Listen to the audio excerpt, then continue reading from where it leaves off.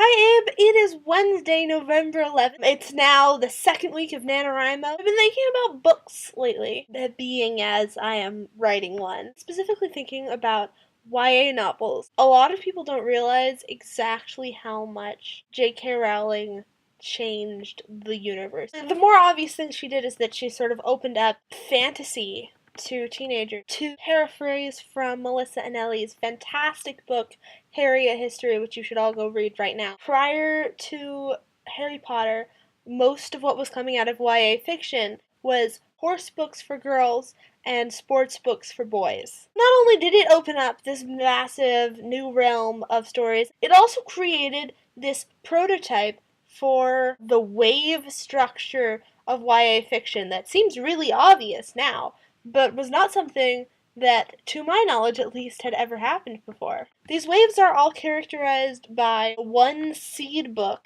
getting humongous, and then both copycats and people with original ideas who already had books in the works, or even already had books out for years that were just similar, all of a sudden also getting popular along with it, and then eventually these things sort of taper out as another wave comes and crashes over all of us, drowning us in books. The first wave, as you would imagine, the seed book for it was Harry Potter. It spawned what was sort of at first a very narrow kids learning to do magic type of genre, but sort of expanded into a larger genre of kids encountering magic of some kind, whether they learn to use it or not. So like the Spiderwick Chronicles, the Young Wizards series, the Septimus Heap books, and here is where there might be a wave that I'm missing, because at this point in time I was in elementary school, and if something was happening that teenagers were reading, I was not reading it yet. Next wave were dragon books. The seed book for this, pretty clearly Eragon, and then other books were like Dragon Rider, and Fire Within. And then we all hit the upper ages of middle school, and Twilight came out. And then there were vampire books.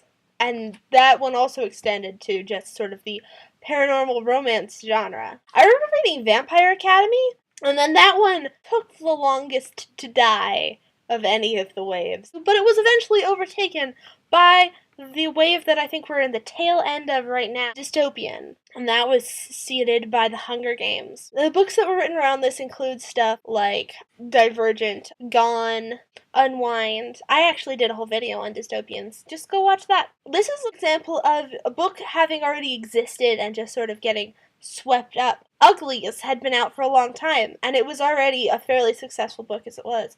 But if you didn't know that, it looks like a perfect Hunger Games knockoff.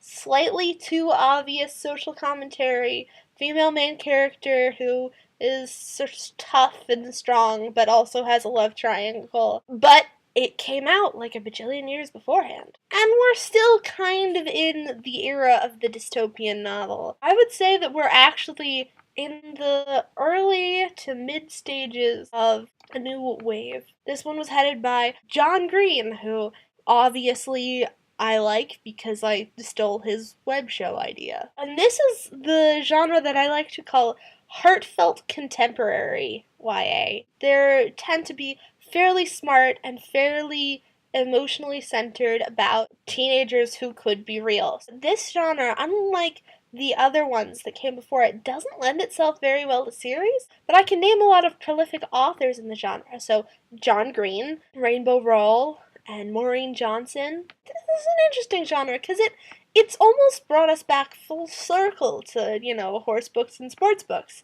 Now, obviously, there have been books that transcend these waves. An interesting example is the Percy Jackson series, which initially seemed a lot like sort of the Harry Potter archetype, but has stuck around for so long that it's sort of become a genre unto itself.